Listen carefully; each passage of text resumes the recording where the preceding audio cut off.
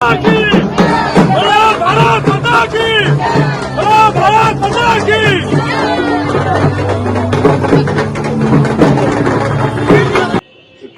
विजय दिवस 25 वर्ष पूर्ति एवं गोटे जुग 25 वर्ष गोटे जुग धरा जाए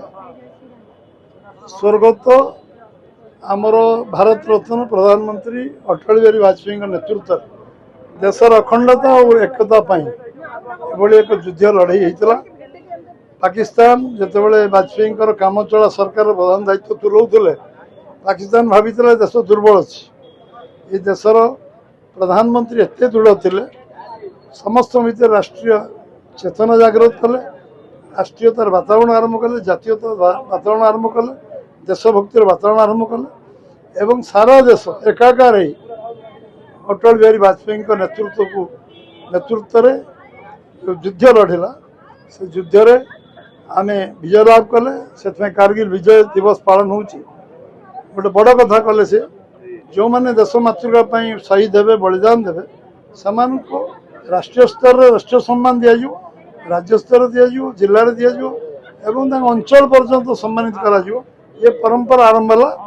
कारगिल युद्ध वाजपेयी आरंभ कले आज भी से सम्मान आज भी चलती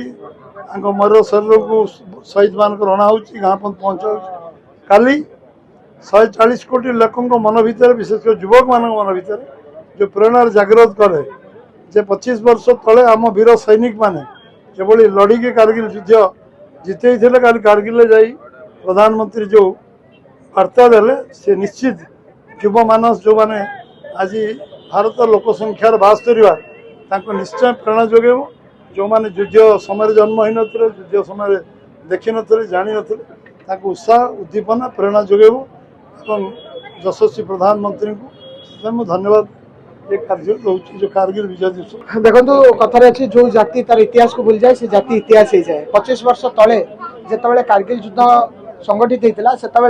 ये आह्वान थिला भारतीय सेना जे ऊपर रोहुतुबा आसी अनुप्रवेश करथिबा पाकिस्तान सेना बाहिनी बंकर को भाया भाव तले रोहुतुबा भारतीय सेना माने ध्वंस करेंगे और युद्ध को जितबे तत्कालीन प्रधानमंत्री अटल बिहारी वाजपेयी दृढ़ नेतृत्व एवं विशेष भाव भारतीय सैन्य बाहिनी अदम्य साहस बल आम मैंने कारगिल युद्ध 25 वर्ष तले जीति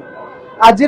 जेनेरेशन जी कॉलेज और यूनिवर्सिटी कैंपस रे पाठ पढ़ुची से समय बेलू जन्म भी होता से पीढ़ी को कृतज्ञ मनस्क करने एवं जो जवान मानकर शहीद हवा कारण आज आम समस्ते गणतांत्रिक राष्ट्र स्वाधीन भाव बंची पार्छु से प्रति भावभीनी श्रद्धांजलि ज्ञापन करने से परिवार को सम्मानित करने से वीर नारी मानू बलिदान स्वामी मान बलिदान और बलिदान आम मैंने कृतज्ञता प्रकाश करने आज सारा भारत में 2 दिन धरिकी कारगिल विजय दिवस सेलिब्रेशन युव मोर्चा तरफ ओडिशा रे सबु जिला मुख्यालय आज कार्यक्रम हो आज भुवनेश्वर में आप देखिए 3000 ऊर्ध